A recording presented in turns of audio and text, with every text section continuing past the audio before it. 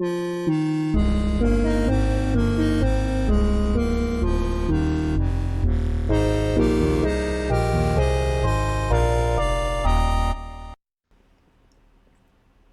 was late 2003. There was whispers of a mystery product. No one knew what it could possibly be. Uh, there were so in January 2004, a press release just came out of nowhere saying that Nintendo is working on a new system called Nintendo DS. It'll have two screens, and you could and they gave some examples of how dual screen gameplay would work. There was very little details. The touchscreen was not confirmed or announced. The wireless capabilities were not confirmed or announced. There was uncertainty as to if Game Boy Advance would even be, if the DS would be more powerful than Game Boy Advance. Will it be like N64? Will it be capable of polygonal 3D graphics? Is it just going to be the GBA? And there are a lot of people. If I didn't think I would have brought some of these quotes, but there was the backlash against the announcement of Nintendo DS was low key akin to the announcement of Wind Waker, and we were left totally in the dark. Eventually, rumors of touchscreens came out, but people were like, what do they think? Like, there's no way they could have a touchscreen that's so wacky. Why would you put a touchscreen on a video game system? So there's a lot of uncertainty and unknown, huge X factor, and going into E3 this year.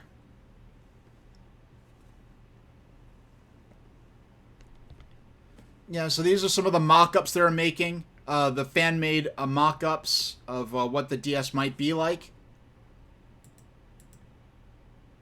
Hello, please go away. Okay.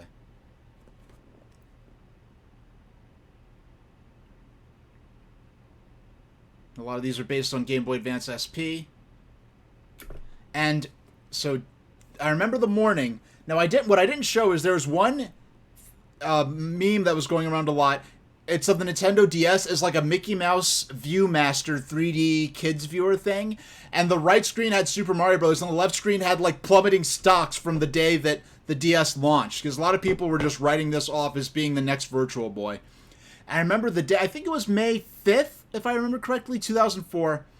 I got up that morning, and this from January all the way to May, I'm waking up every morning at 6 o'clock, and the first thing I do, I just go on Google, type in Nintendo, and look under news to see if any leaks or rumors came out.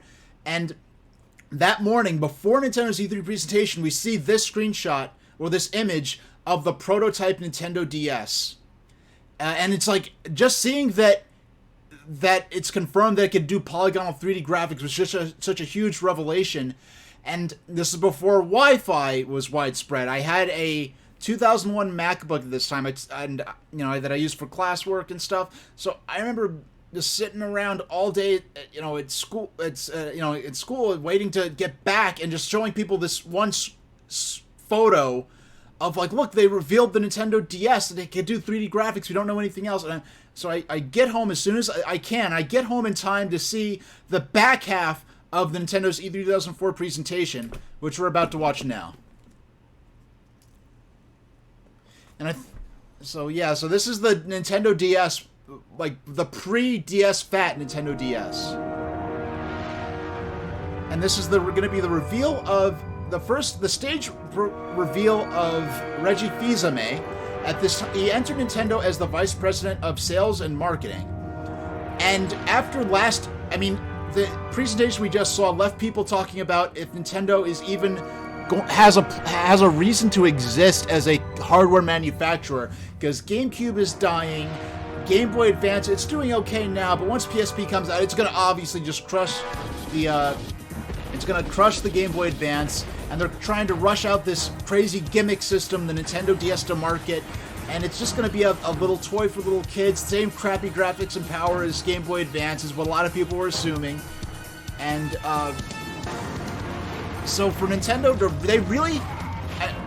When Reggie comes out saying, my name is Reggie, I'm about kicking ass, I'm about taking names, we're about making games, it's really cheesy, kind of cringy nowadays, but at the time, to see a strong Nintendo, an outspoken Nintendo, a resurgent Nintendo, confidently stating that they did not plan on leaving the game industry. We have games worth playing that are... Oh, I didn't mean to say that the second the frame came out on screen, but you know, Nintendo, you know, we're about kicking ass, we're about taking names, and actually calling out, you know, taking jabs at the competition by name was what people needed to see at the time. So it's going to be really a bit cheesy in hindsight, but you can see Reggie, even at that last second, is Reggie. I'm about kicking ass. Deciding if he's going to say this or not. And we're about making games. And jump straight into Metroid Prime 2.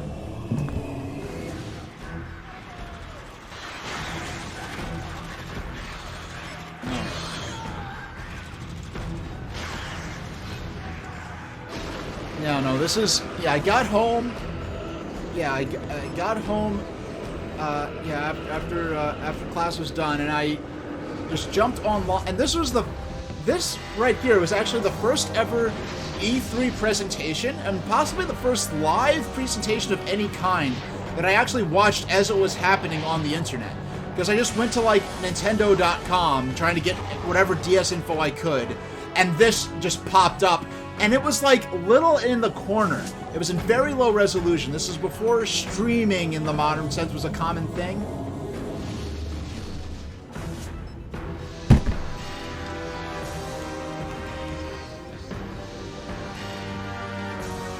And with the reveal of Dark Samus here, it's kind of funny how we went from there not being Metroid games for what at the time seemed like a lifetime, right?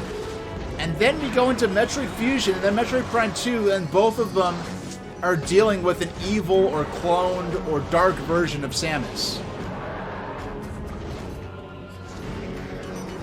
Oh yeah, the not really well executed multiplayer mode. I played it once with a friend. It wasn't that great. It was just something they threw in because they kind of felt pressured to.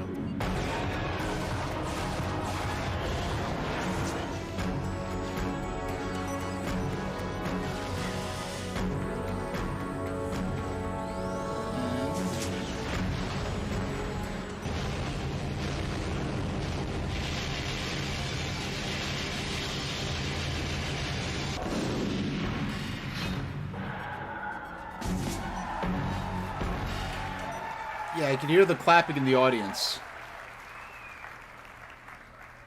We like games with big stars and big explosions. And here's that Star Fox game that I never played. I understand it had kind of an emphasis on multiplayer, if I'm not mistaken, but yeah, I never played this one. Actually, the only Star Fox games I've played are Star Fox 64 and the first couple of hours of Star Fox Adventures. And I just felt like, okay, this is obviously should have been a game about Crystal, and they kind of just forced in the Star Fox stuff into it.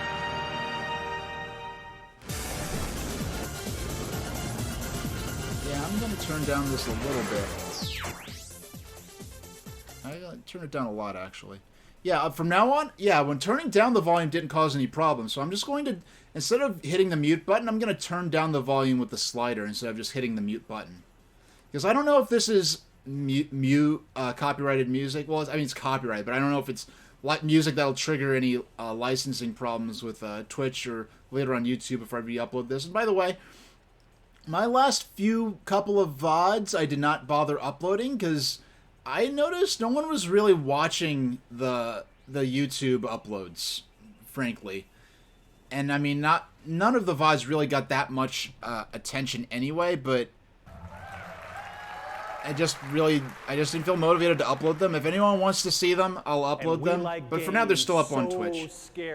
For particular games or particular streams I think went really well or have a lot of featured gameplay that I want to have archived in particular and accessible, I'll upload them. But I'm not necessarily going to upload every single VOD anymore unless I think it was a stream that's particularly extraordinary or noteworthy. That's just going to be my policy going forward.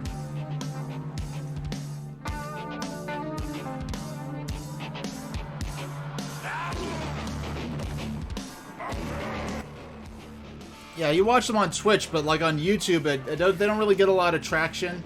Not that I expect those to get traction anyway, but just, yeah, it's just kind of like, and it takes a lot, because my computer's not the fastest, even though it's only a few months shy of a year old. Because this laptop I got was in September, and it was kind of like the most, I mean, it was expensive by my terms, but it was the bare minimum to do what I wanted to do what I'm doing right now.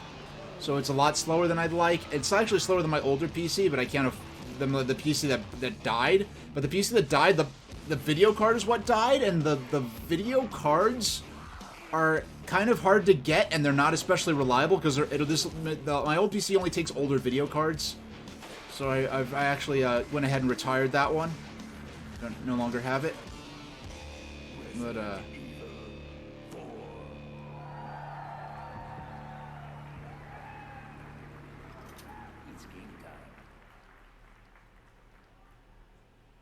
It is game time.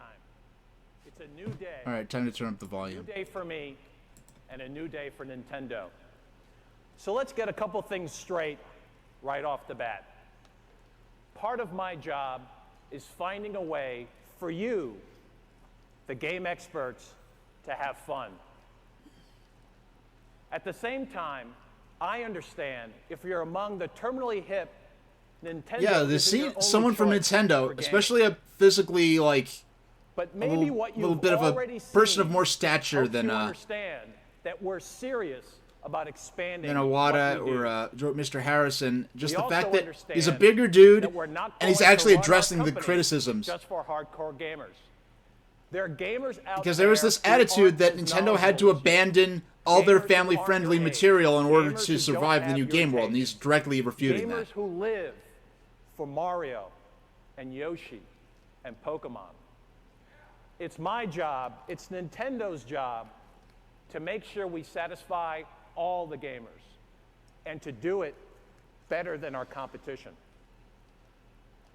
We know that this is your third stop on the press tour over the last 24 hours. Yeah, so Nintendo did the third major press conference of the three console manufacturers.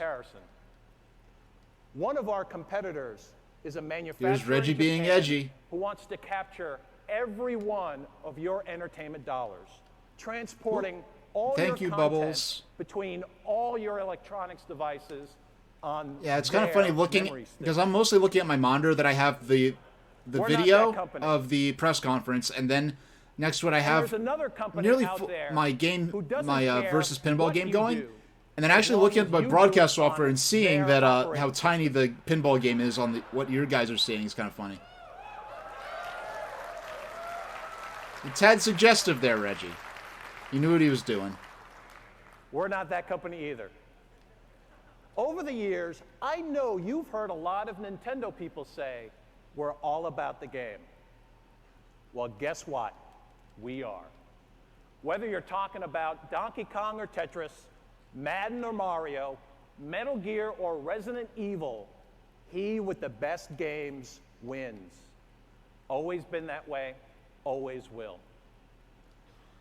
As this company moves forward, you're going to see more Nintendo games and different Nintendo games, and most importantly, new ways for you to relate to your games. Yeah. But let me tell you one other thing. This is not a promise for what we're going to do sometime in the future.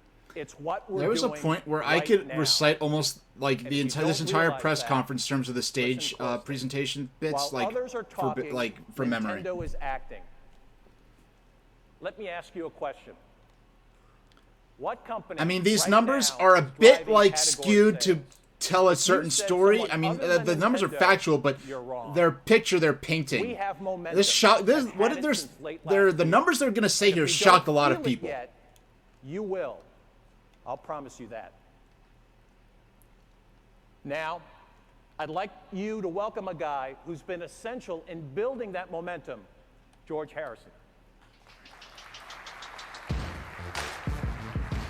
What is this? What is this music? But because this year, look, it's a lot more of a stage show. It's not like in a little tiny press conference, like a hotel, press conference room anymore. This is becoming a bit more of a show, and they're not going to do the Now, you don't need an MBA to realize that this really They're not isn't going a to do the pretty question and picture. answer session at the end, full where this is half year at the point where it of becomes a bit negative more of a growth. spectacle that's aimed a bit more at the Now, let's general look at what hardcore Nintendo's gaming done in the public. same I know that the time hardcore the general hardcore gaming In the public. last I mean, 3 obviously months that's a fraction of the last year, gaming public up a whopping overall. 21%. And in the first quarter of this year, despite the fact that we're competing This with is our all own objectively success, true, yet it's last also year lies, damn Pokemon lies, and Ruby and statistics. Sapphire, Zelda Wind Waker, and even Game Boy Advance SP were up another 7%. So without Nintendo, there would be no growth.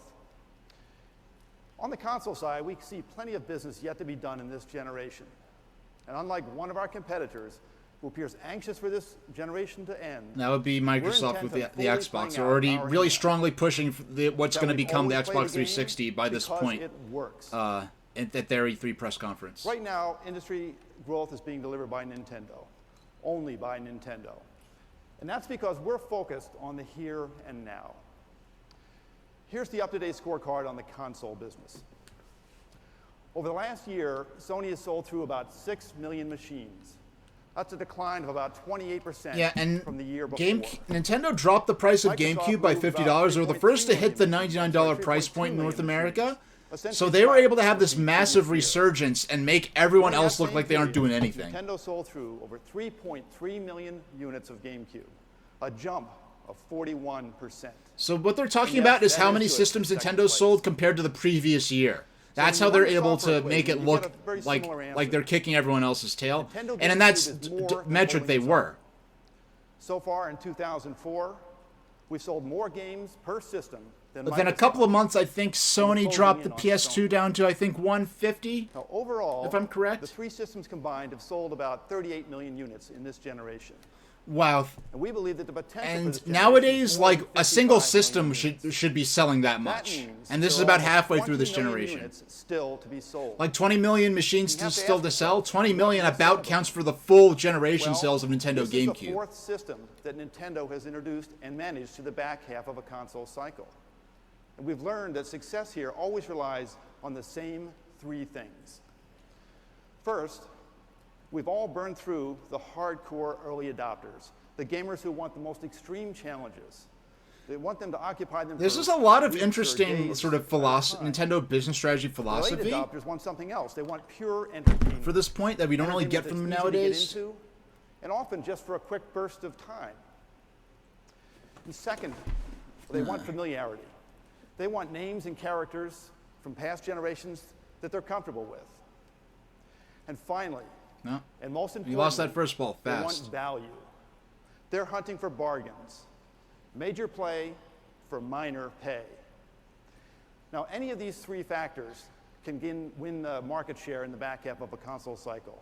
But if you've got all three going for you, this is what you get. We dropped the Nintendo GameCube price in late September. After I just 30 want to say days, that sales were that 50% GameCube image, of the that same logo, period that was in not the a standard previous year. GameCube. They enlarged the GameCube After logo 60 on the days, they were up on the lid of the system 58%. to And make it counting much through more the visible. holidays, even though we had already begun to run out of inventory, we sold more than 73% more GameCubes than we did in the prior year. Now, this chart does two things. First, it shows you why Nintendo is driving growth for the industry. And at the same time, it sets the bar for sales performance from our console competitors. Can those competitors grow 73% in their first 90 days after a price drop? Well, we'll see. More importantly, though, we suspect it will be quite some time until someone can match our $99 price point. The value advantage in a value-conscious market clearly remains with Nintendo. No, Now next, we're yeah, filling the yeah, we point saved the ball. with Oh no, familiar no, franchises spoke too soon. that are so popular with the mass market. At the top of our briefing, we showed you three games designed to move the souls of even the most veteran gamer. And we're intent on expanding the GameCube's appeal. But we're not going to do it by ignoring the casual players who are just in it for a little bit of fun. On the show floor tomorrow, you'll see our market movers in action. A new Donkey Kong adventure, a new Pikmin, a move for Advance Wars to GameCube. Just and saying, Mario my mom making two got appearances, the Mario Donkey Party Kong 6 Jungle Beat and the and bongos Paper for it. Mario. She did In buy all, that game just because of the Nintendo's bongos. GameCube library She will played go to that a bit. more than 400 games this year. And the common factor among all of them is fun. Even Charlie's Angels. Now, new ways of interacting aren't just limited to the GameCube. Now, as you're all aware, Pokemon has again taken the market by storm in Japan. Yeah, that's a game I did not own until 2017. Pokemon Fire, no, Leaf Green I got. In less than 15 weeks. Yeah, at this point I was kind of fell off of, I was still playing Gold and Silver. Oh, by the way, I got the Royal Flush on the lower screen, so the Game Boy Advance we're wireless in super happy mode. This opens up whole new horizons for the And I have somehow I ended up getting the GBA wireless adapter secondhand, and I have not once used it for anything. But it does look cool, that's for sure. Software and innovation like this that have pushed every competitor out of the console or out of the portable game space. And 9 serious competitors have made a run at Game Boy in the past 15 years, but 9 have failed. Game Boy doesn't just lead the handheld gaming market, it owns it. The Game Boy franchise this year is also making a significant revolution because of this feature, Game Boy Advance Video. I did get that SpongeBob cartridge just for the heck of doing so. I would have got the Pokemon one, but they didn't have it at the shop. I just wanted to see what the video quality was like, and this is before you could check it out with a YouTube review or something like that. Pokemon and others on one pack. Well, will it sell? Initial orders are already over 2 million units. You can look forward to soon to material with a decidedly older appeal, and will have significantly larger memory capacity. Yeah, they're talking about doing, like, you know, adult movies on Game. Well, no, about, like, you know, general audience, non-children's material on GBA video. That never happened. That appeal is already expanding. It may surprise you. Like, you're competing with video now with something like this, not over the age of 18.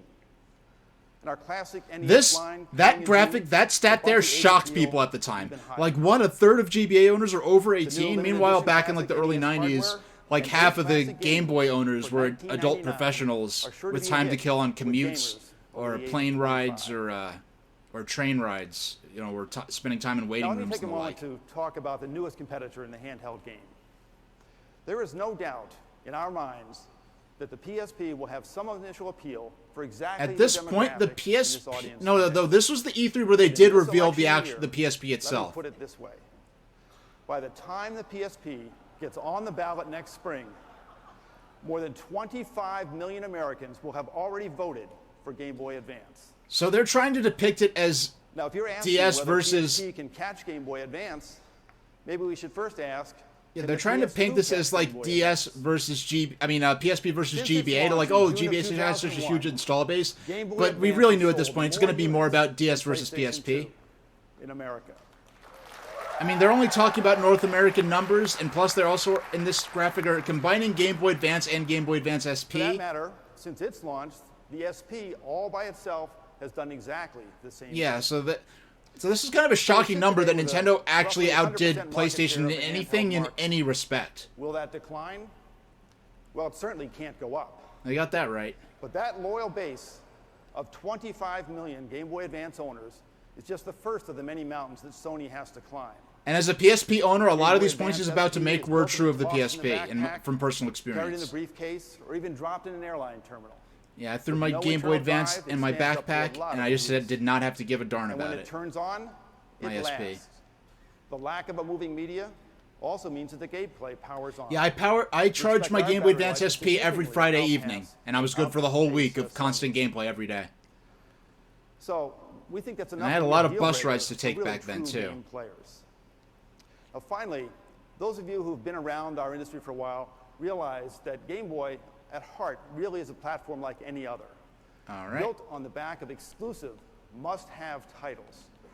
Game Boy never would have built its initial audience without the appeal of Tetris and Super Mario Land. Never would have leapfrogged into the sales strategy and Alleyway without Pokemon. These are games that launched only on Game Boy. Sony, just like Nokia and others, have to find a killer that brief N-Gage mention. Truly appeal to the mass market.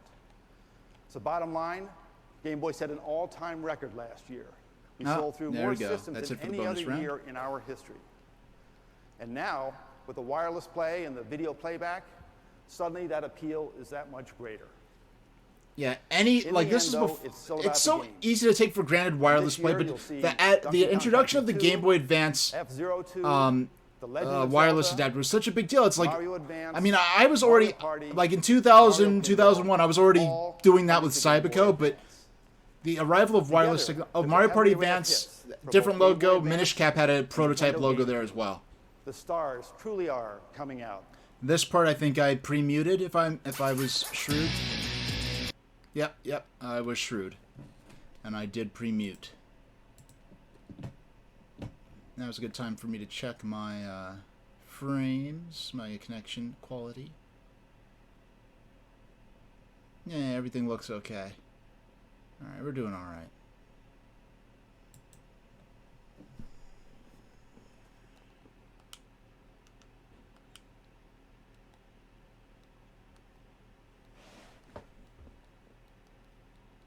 Advance Wars Under Fire. They ended up changing the name of that one to Battalion Wars.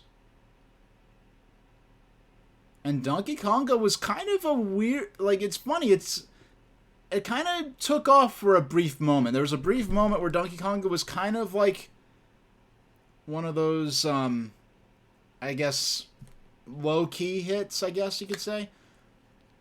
And this is before the era of the Virtual Console. So re-releasing Super Nintendo games like Donkey Kong Country 1 and 2... Oh, Mario Pinball. We played that on stream. That was not that good. That was incredibly disappointing. Mario Golf Advance Tour. I'm not enough into golf to even have played those, even though I heard the RPG elements in some of those games are fantastic. Oh, and here's Donkey Kong King of Swing, which is basically a Clue Clue Land platformer. Mario vs. Donkey Kong. That game was the bomb, and we are going to be playing it on stream. That's one that I'd like to cover within the next year or so. Kirby and the Amazing Mirror. I have not... The only Kirby games I've played are Kirby's Adventure and, Kirby's Adventure, Kirby 64, Kirby's Canvas Curse on DS, and Kirby and the Forgotten Land on the Switch just a few months ago. Tales from Symphonia, that's another one that was a big deal. I'm just gonna...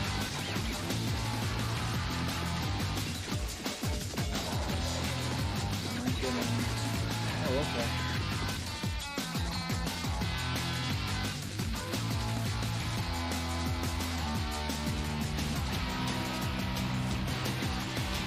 I'm just gonna go ahead and mute this, or turn down the volume, just in case that triggers anything. Though, honestly, the music... Man, just... Yeah, this music is nostalgic for just this era of watching these press conferences. And mind you, there was a point at which, like, after this happened, I would watch this press conference at least once every couple of days. Not every single day, but nearly every day. Yes, I do want to.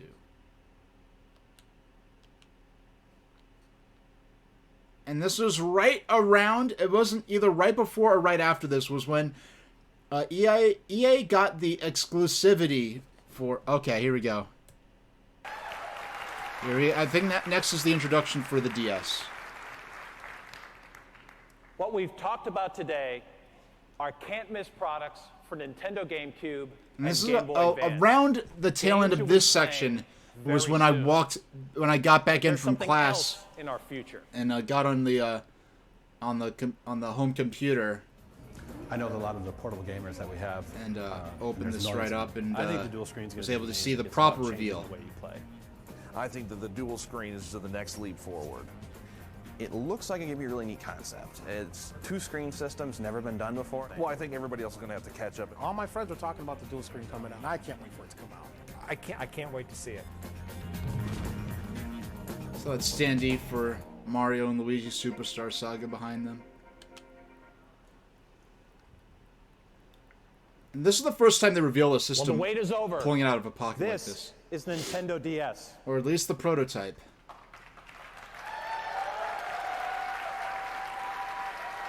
Since then, some of these have leaked since then, have found their way out of Nintendo and are in the hands of archivists and collectors, which is great. From the time we announced its code name, And at this point, Nintendo DS was not supposed to be the final name of the product. They were insistent that they were going to change the name before it went to market. But that's not what the initials stand for to us. DS has a much larger and more relevant meaning. DS, Developer's System. In creating DS, we've given the world's most talented game makers new tools to work with, new ways to express their imagination. Man, well, speaking of imagination, my mind was like racing with what this was going to be like. The result is this. DS not only changes Nintendo, it changes our industry. You'll find Nintendo DS represents a brand new way for players to relate to their games and to each other.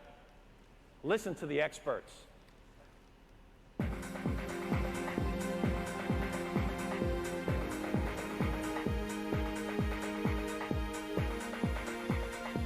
Nintendo came down and presented the DS platform to us just about a month or so ago. I think everyone was in shock.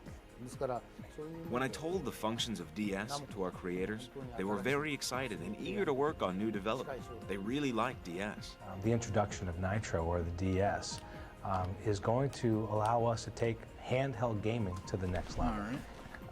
The history of the platform in the last 10 years is that improvements were made on only certain functions. It has been a long time since the platform itself changed radically. With the DS, I think they set the next standard across the board for all kinds Majesco. of things. They did a lot. They did the Game Boy Advance video was actually done by Majesco. A new way of I believe. playing games that is going to generate automatically more emotion, more excitement, and more fun for the player, which is basically what we are here for. Things will totally change. We will think anew what we want to express and what kind of things we want players to enjoy using this platform. We're expecting to change the contents of the game, how to play the game, and how to make the game. The DS will continue Nintendo's great success in the handheld gaming market. It's very innovative technology that is clearly focused you got on the immersing seals bounce the balls in their noses into the gaming experience.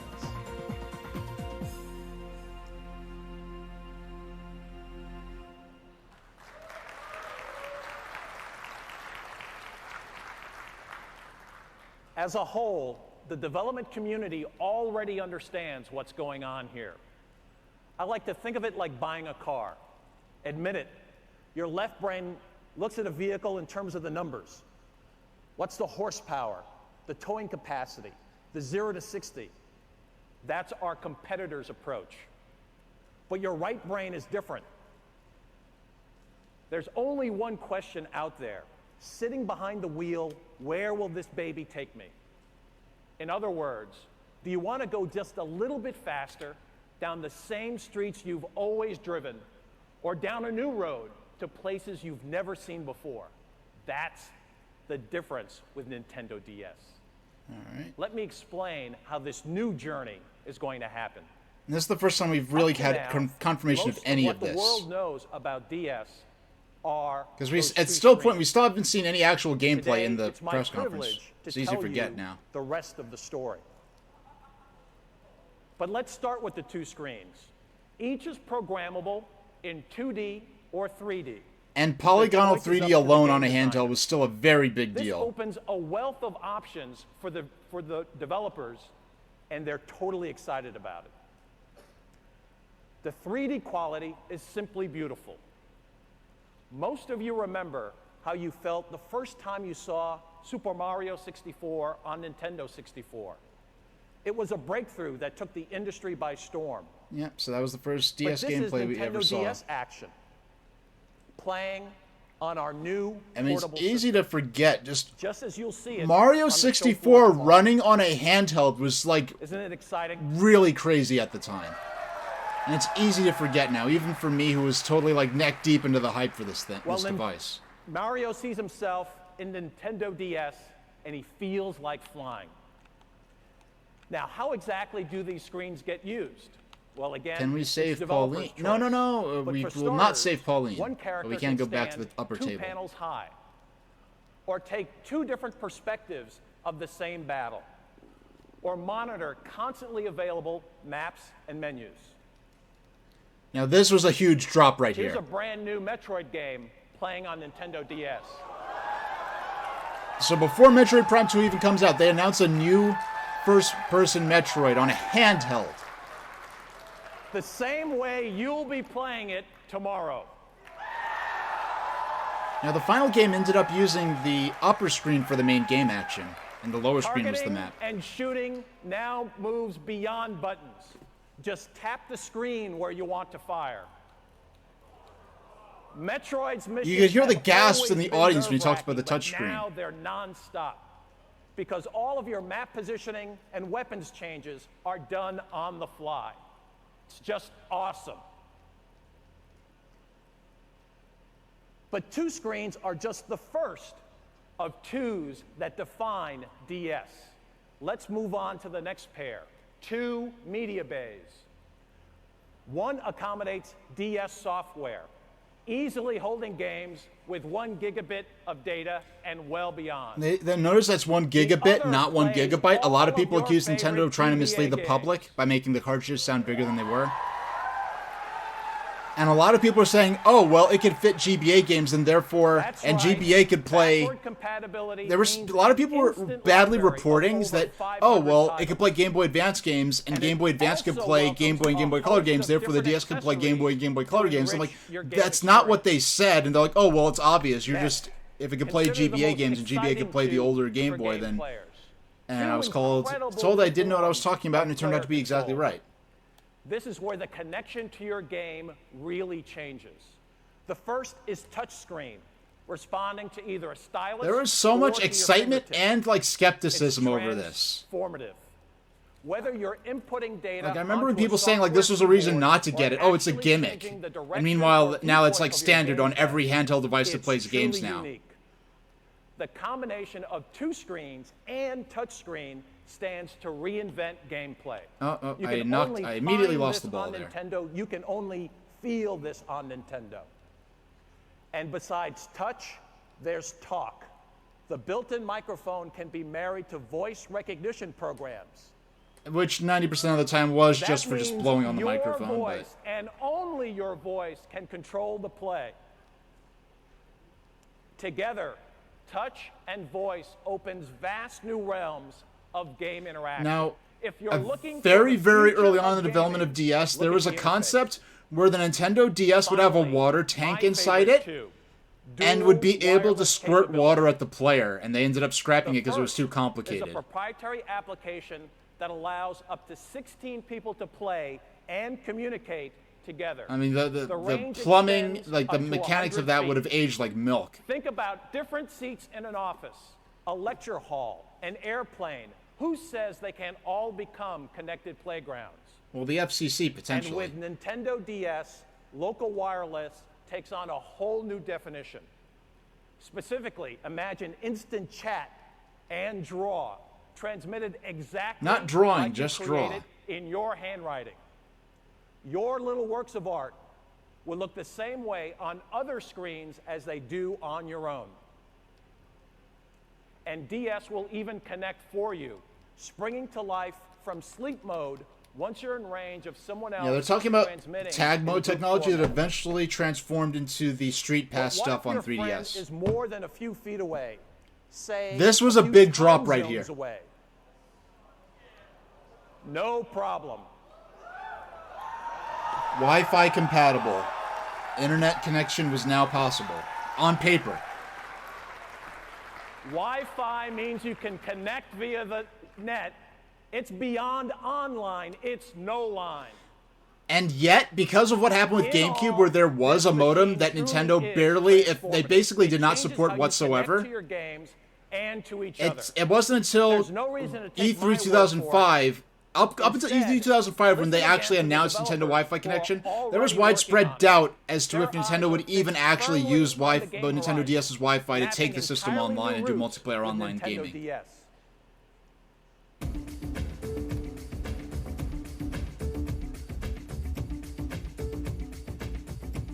Yeah, we'll risk it with this. DS is the next generation. Okay, good. They mute the music for me for the sizzle, this interview 3D, reel. The two screens allow for a new game mechanic. I think the brighter display. That early footage of what this new became memory Nintendogs format is really going to set the standard for how handheld devices are going to be created in the future. Hey, What I it's like Mr. best is the Naka. touch panels. The idea of just touching is wonderful. Yeah. So It's the touch panels that make things easy. The There's games that Mr. took a very Ishihara. complicated operating system and input system may be more Actually, this is the player-friendly first time by I've seen using a lot touch of these people The and function connected will to their enable you names. So try later more on, when I'd interesting see them things. doing And other one of the things, most I'd exciting recognize, oh, parts that's of playing Mr. video Ishihara games from is Pokemon competing with Company. your friends and that's, your family, and to be able to and so compete forth. with a live person is Yeah, just brain age ultimately doodling. the most exciting part of a product. Yeah, Azure the S. fact that a Yeah, format this like is that when the Nintendo very DS first supports that reveal kind of the multiplayer is DS. A lot tremendous of this because it early really prototype allows stuff. games This to go to model the of the next DS level. was never released to the public. We can This use is 4 purely in screens when played prototype by form. 2 players. There's Maybe Kenji even 6 Inafune in screens or 8 screens. happier The days, number of at least screens happier for him. increases rapidly, and that kind of possibility of expansion makes us excited. The developer opportunities are. Oh, there's right now Ubisoft what's back really when they driving a lot of had creativity something in the resembling a studios. soul. How are we going to use the wireless? What can Back we when they do would release with 2 stuff like screens? Beyond Good and What Evil. about the touch screen? Apparently, like they're even to this day, even as recently as just a couple of years ago, like that Child of Light game, there were debates within Ubisoft, like, oh, do we want to risk this? We don't want to risk another Beyond Good and Evil situation. Nintendo is just, I mean, Ubisoft is just permanently traumatized by what happened with that you've first Beyond heard Good and Evil. And what you've If the seen second ever don't comes out, we'll begin see. To tell the DS story. You can't start to appreciate it until you get your hands on one starting tomorrow. And even then, it's just a start. The benefits of DS will be rolling out for months and years following launch. And when will that launch come? We're targeting a release of Nintendo DS in both Japan and America this year. And they pulled it off, too. And it came out in North Europe America and first, actually, Australia which is a in first the for first Nintendo. quarter of next year. Because the way the It will holidays come to lined the up. market. Because apparently It will come to the market with a new name and at an affordable price. No, there On the was show floor for tomorrow, PSP you'll having see near a wide PS2 range quality of visuals. There was a lot of speculation that Many of the them, PSP in would have had fact, to will cost like become $500 or software. something like that. And in fact, when PSP was revealed to only be, I think, 200 or either 200 or 250, under the leadership that in EGM that was depicted as an atomic bomb. It's like PSP 200. They depict it as an atomic bomb falling on Nintendo headquarters. They're like, oh my gosh, PSP is only $50 more than DS. DS doesn't have a chance now. It's obviously going to blow DS out the water. But both systems did great, and DS ended up coming out on top. And I had both systems, so I'm not just playing favorites. Nintendo was proud. This was about the point where I walked in on the conference as it was broadcasting live when I got in after getting in from class. Proud of two-player gaming with the NES.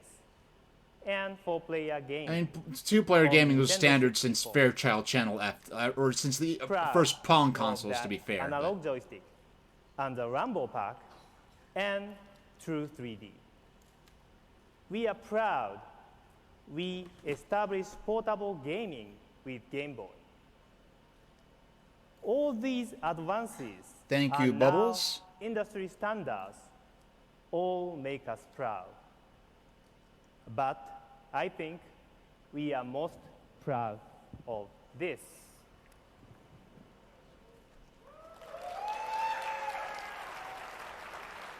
Surprised they didn't have any kind of demo running on the screen, just displaying the Nintendo DS logo or something like that. But frankly, having the screens off probably All filmed a of lot those better. Innovations changed games, and so will Nintendo DS.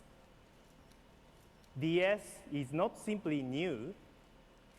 It's not just more functions or higher specs. It is different. Of course, Nintendo DS is not the only change in our future. That same word, different, also defines our approach for our next home system. This is basically where what became Wii was being soft announced. Better technology is good, but technology is not enough. Today's consoles already offer fairly photorealistic expression. I think it's a bit of a stretch for him to say that, but he's going to dedicate to this philosophy, and for the Wii, it worked out for them. Most of us see a difference. So what should a new machine do? For both game creators and game players, new machine needs to do much more. They must offer an unprecedented play experience, something no other machine has delivered before. The definition of a new machine must be different. I want you to know that Nintendo is working on our next system, and that system will create a gaming revolution. That right there is where, that moment was where the Revolution codename for what became Wii was born. When the impact of the new home machine comes, our revolution will be there. I suppose I could give you a list of our technical specs. It's a souped-up GameCube. You might as well just say it right now. For a simple reason. They really don't matter.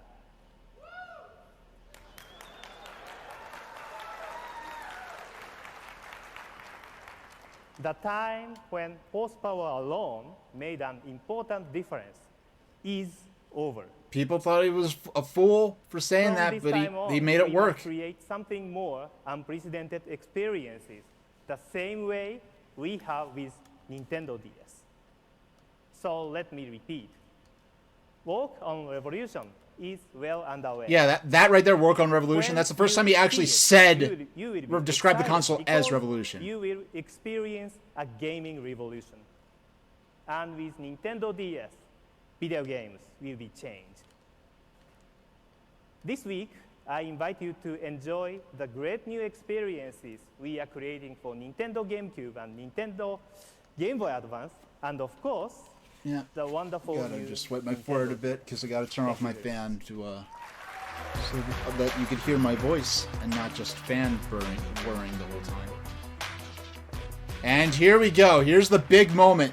This is the first, like, this is probably the biggest shadow drop reveal in E3 history, in Nintendo history for sure, possibly E3 history in general. But before you no one was expecting this whatsoever. Step inside one more world for Nintendo GameCube. This right here. I remember watching this, I'm like, what is this? What's going on? Like, what am I looking at?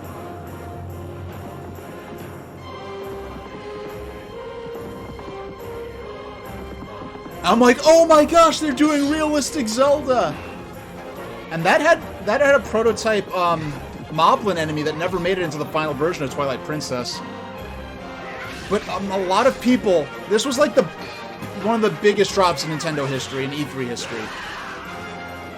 A lot of people thought, because they were saying like, oh, we're working on the sequel to Wind Waker, which is going to use the Wind Waker engine, and this does use the Wind Waker engine to the point where in the final game, actual items from Wind Waker are still programmed in. But they use the same gameplay, they use the same like programming engine, but they use a totally different art style, obviously. Ladies and gentlemen, please. And I had that shirt at the time. That shirt was at Hot Topic right at the beginning of. Okay, now what this is. But before you leave. Now the reason this clipped. Now what you just saw was what I saw at home, what people watching at home saw. What you're about to see now is this same moment, but filmed from inside the auditorium that they held the press conference in. You could actually hear. You can hear a little of people clapping in like the official version, but here's the actual reaction inside the theater. I'd like you to step inside one more world. Listen to the reaction. It is crazy. When they realize that this is the new Zelda game.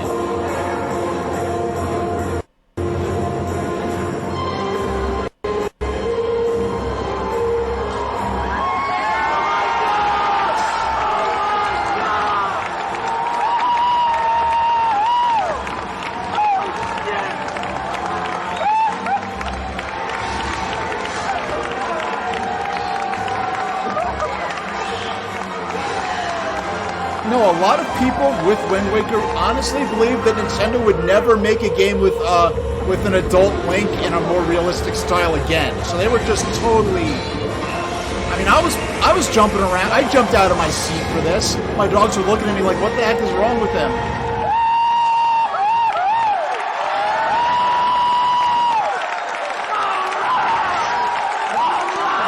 Now we're going to transition back to the official recording that Nintendo provided. Who's the man? Who's the man? Go back to my game. Yeah, all that excitement, and then like 20 years later, pretty much, I'm playing a game that was nearly 20 years old at the time. Even after 18 years, the Legend of Zelda never stops changing. Yeah, Zelda wasn't even 20 years old yet. We are now taking you to a world where Link has grown up. A world where he will act different and look different. In order to grow, Link must not stand still. And that sword and shield, no, that sword that he's holding, he used it again at E3 2011. No, E3 2010 he used that sword again as a prop, and that sword was later displayed at the Nintendo World Store in Manhattan, and I got to see the sword in person.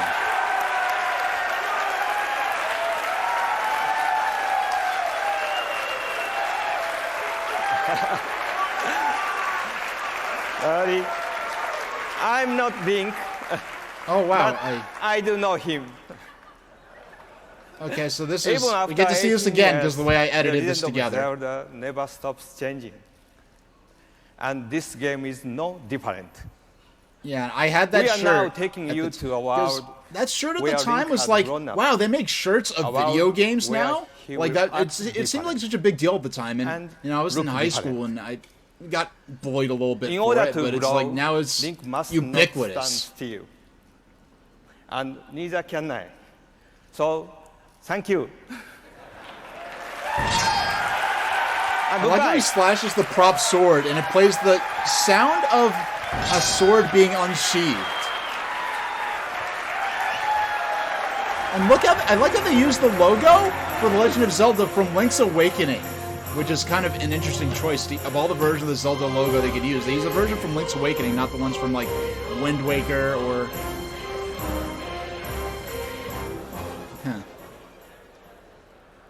Ladies and gentlemen, I've spent my entire career marketing products to teens and 20-somethings. Turn the sound down a little bit. If it's too low, let me know. A long time ago, there's no BSing that audience. They want great product and they want great value. They want cutting edge and they want legendary. They want the best of the past and they demand what's absolutely right now. Nintendo is delivering all of that. Zelda, Capcom's Resident Evil, Pokemon, Mario, and Nintendo DS. He doesn't say. I love how the two main wrong ways to say Pokemon are Pokemon, which is they actually used in the earlier parts of the U.S. dub, and then Pokemon, which are like, where are you getting? I can understand announcing the E wrong without the accent, but where do you get man from? It says M-O-N.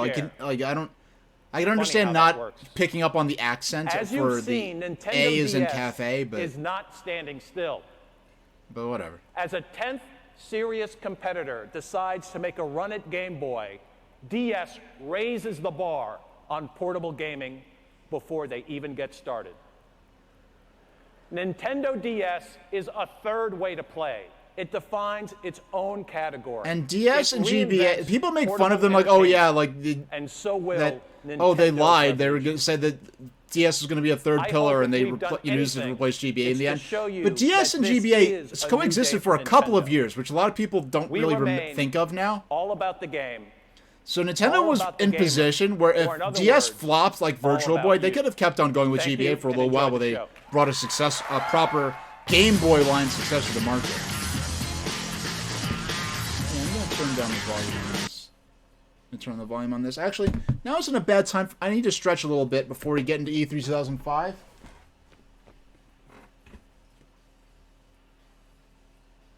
So, excuse me. I stretch. Get the blood flowing a bit.